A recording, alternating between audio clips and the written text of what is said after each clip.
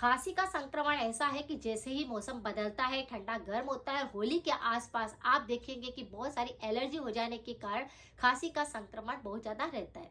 आज मैं आपको ऐसे 5 नुस्खे बताऊंगी जो बिल्कुल नेचुरल है और आप इनका इस्तेमाल करके खांसी को इंस्टेंट ठीक कर सकते हैं। वैसे तो खांसी के ऊपर, कफ बलगम पर और गले संबंधित रोगों के ऊपर मेरे काफी सारे वीडियो है, आप चाहे तो एक बार जाकर उन्हें भी चेक कर सकते हैं। सारी की सारी रेमेडी 100% इफेक्टिव है।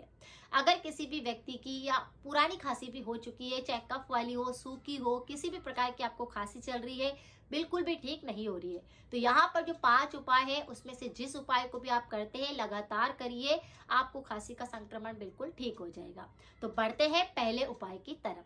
अगर किसी को भी खांसी बिल्कुल ठीक नहीं हो रही है तो आप क्या करें, 1 चम्मच मुलेठी का पाउडर लीजिए, उसे 1 कप पानी के अंदर अच्छे से बॉईल कर लीजिए और उस पानी को छान करके धीरे धीरे घूट घूट करके पीजिए।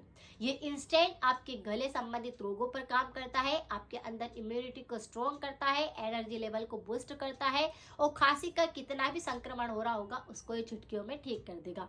वैसे भी गले के लिए मुलेठी रामबाण का काम करती है, यानी प्राचीन टाइम पर भी गले के संबंधित रोग अगर किसी को नहीं होते थे तो वो क्या करते थे, हमेशा खाना खाने के बाद में एक छोटा सा टुकड़ा मुलेठी का मुंह में रखकर पूरे दिन चूसते रहते थे, जिसके कारण उनको गले संबंधित कोई भी रोग नहीं होता था।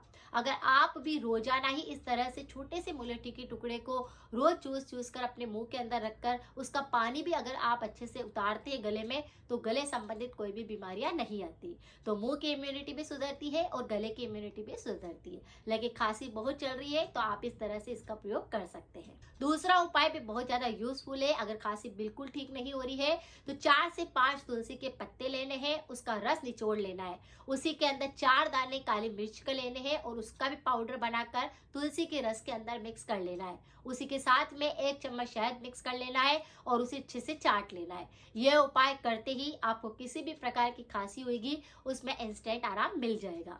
यानी इस उपाय को अगर बहुत तेज खांसी चल रही है तो सुबह और शाम या दिन में 3 बार भी अगर आप कर लेते हैं तो एक ही दिन में आपकी खांसी जड़ से साफ हो जाएगी। तो ये बच्चे हैं चाहे बड़े हैं, सबको ये स्वाद बहुत अच्छा लगता है।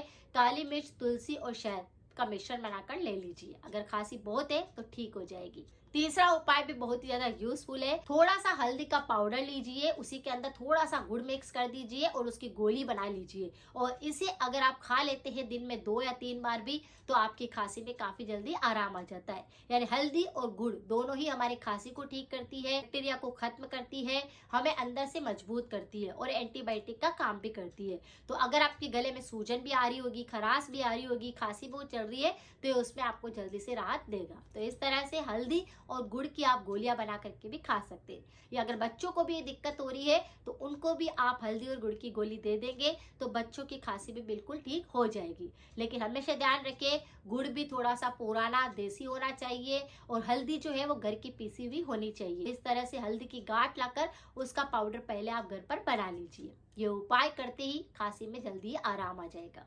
अगर खांसी बिल्कुल ठीक नहीं हो रही है तो बहुत ही अच्छा उपाय है, सोंठ लीजिए और उसका आप क्या करें, पाउडर ले लीजिए। आधा चम्मच आप सोंठ का पाउडर ले लीजिए, उसी के अंदर शहद को मिक्स कर दीजिए और इसे आराम से धीरे धीरे करके चाटिए।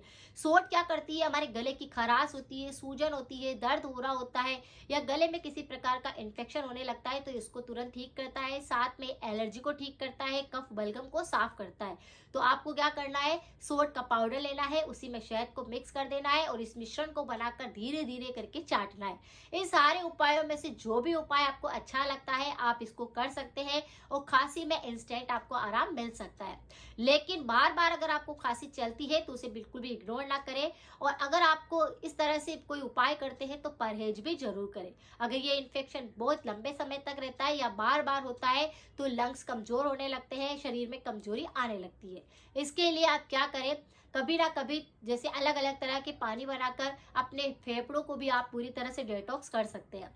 जैसे कभी आप तुलसी का पानी ले सकते हैं, कभी आप दाना मेथी का पानी ले सकते हैं, कभी आप सोंठ का पानी बनाकर ले सकते हैं, कभी आप काली मिर्च का पानी ले सकते हैं, कभी आप लौंग का पानी ले सकते हैं। इस तरह से अलग अलग तरह के पानी बनाकर अगर कोई भी व्यक्ति लेता है तो खांसी ही नहीं बल्कि उनके लंग्स जो होते हैं वो काफी मजबूत हो जाते हैं, जिसके कारण ना कफ जमता है, ना बलगम जमता है, ना इम्यूनिटी कमजोर कमजोर होती है और ना ही किसी प्रकार का बैक्टीरिया का इन्फेक्शन लगता है। और जो मौसम बदलता है उसमें वायरल इन्फेक्शन होते हैं या फिर एलर्जी होती है, वह नहीं होती। तो ये उपाय करते रहना चाहिए।